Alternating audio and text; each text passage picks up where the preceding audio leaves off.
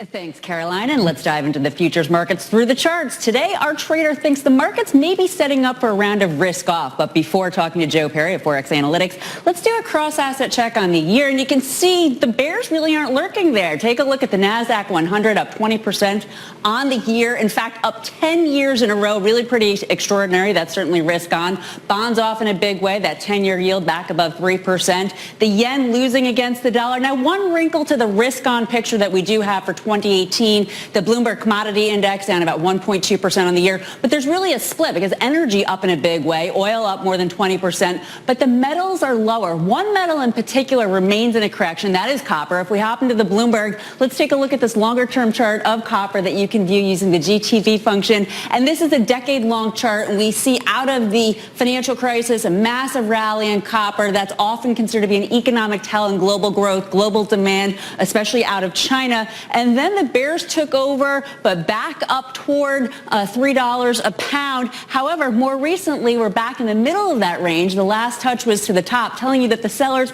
are still in control to some degree of copper. That may be one slight risk-off sign. It could also reflect the trade war between the U.S. and China. Again, China is the biggest consumer of copper. So here to discuss more whether it's going to be risk-on or risk-off into the end of the year, Joe Perry, a consultant at Forex Analytix.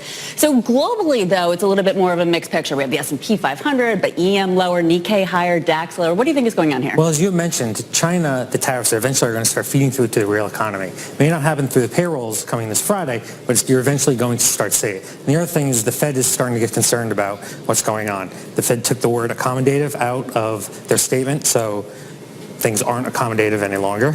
And inflation just the other day in the prices paid for the PMI, for the PMI index, just showed that inflation is starting to tick down. So there are things that are starting to get a little worrisome there. Okay, and so we have two charts from you, both of which I love. They're really interesting charts. The first is of the E-mini futures, the S&P 500 E-mini futures. Talk to us about this chart and what your trade is here. Well, we all know here that since March, we've been on this long-term uprise. So you can see here that the RSI, since that same point, has been going a little bit lower. But what is different now than the whole rest of the time during that period is that up there, we're starting to coil at the top. We're not really shooting higher. Things are just going slowly very high. That's called the rising wedge, and they usually eventually break downside. You also see that the RSI on the bottom is starting to diverge at a little more of a slant in that pace. Usually a rising wedge, the target would be all the way down at the beginning of the wedge. I'm not really willing to go that far, but around the 200-day moving average, which would come in around 2,800, or that horizontal support at the same level. So maybe shed 100 points or so, maybe even more.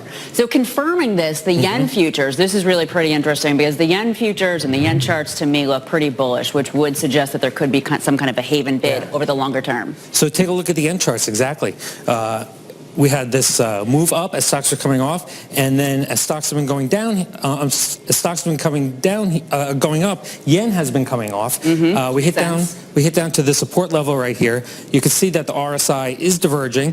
You can see that we have 1, 2, 3 drives to the low, while the RSI has 1, 2, 3 higher lows. That is a sure sign almost of some kind of turning point, and we could see the yen start going bid there, and if that's the case, you enter right around here, 88.35. You put a stop around 88. First target would be around 89.15, which is the first horizontal resistance, and then that 91.23 up there would be the second target. So if your charts work, and again, great charts, it looks like maybe a little pullback for the S&P 500 and a haven bid here for the yen. Joe Perry of Forex Analytix, thanks so much for joining us for Charting Futures. Caroline and Scarlett, back to you. All right.